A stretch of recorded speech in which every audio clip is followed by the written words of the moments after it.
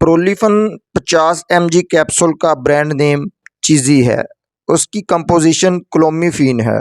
उसके एक पैकेट में 10 कैप्सूल होते हैं।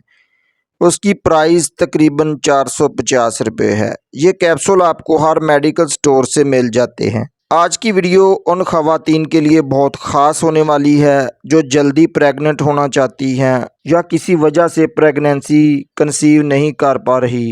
औलाद की ख्वाहिशमंद ख़वातीन इस वीडियो को स्किप ना करें। प्रोलिफन कैप्सूल बुनियादी तौर पर ख़वातीन के बांझपन के इलाज के लिए इस्तेमाल किया जाता है। ये कैप्सूल ख़वातीन में पीसीओएस के इलाज के लिए भी इस्तेमाल करवाया जाता है। ये कैप्सूल ख़वातीन में एस्ट्रोजन के अमल को रोक कर काम करता है।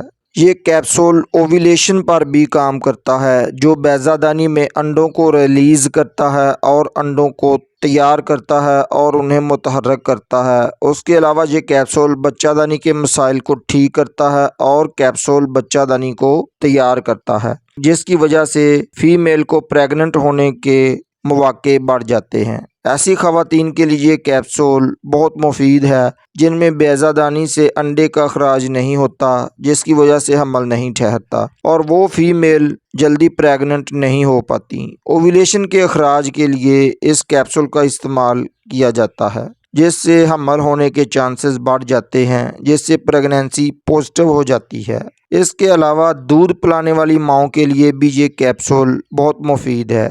ये दूध पिलाने वाली माओं की माहवारी को रेगुलर कर देता है। ये कैप्सूल मेंसेस को भी रेगुलर कर देता है। इस कैप्सूल के साइड इफ़ेक्ट्स की बात कर लें तो मतली और उल्टी का मसला बन सकता है, सर का भारी हो सकता है, चक्कर आ सकते हैं, पट्ठों में दर्द हो सकता है, जिस्म पर खारिश का मसला बन सकता है, छाती में दर्द हो सकता है, छाती का साइज़ बढ़ सकता है, सांस लेने में दुश्वारी का मसला बन सकता है। How to use Prolifen capsule. Prolifen capsule को आप माहवारी के तीसरे दिन से शुरू करें और 8 दिन तक रोज़ाना इस्तेमाल करें। खाना खाने के 1 घंटे बाद सुबह शाम पानी के साथ इस कैप्सूल का इस्तेमाल करें। अगर दूसरे महीने तक हमल नहीं होता तो आप फिर इसी तरह तीसरे दिन से शुरू करें और इस्तेमाल करते रहें। 8 दिन तक इस्तेमाल करें। तीसरे महीने में भी अगर प्रेगनेंसी पॉजिटिव ना आए तो आपने 2 कैप्सूल इसी तरह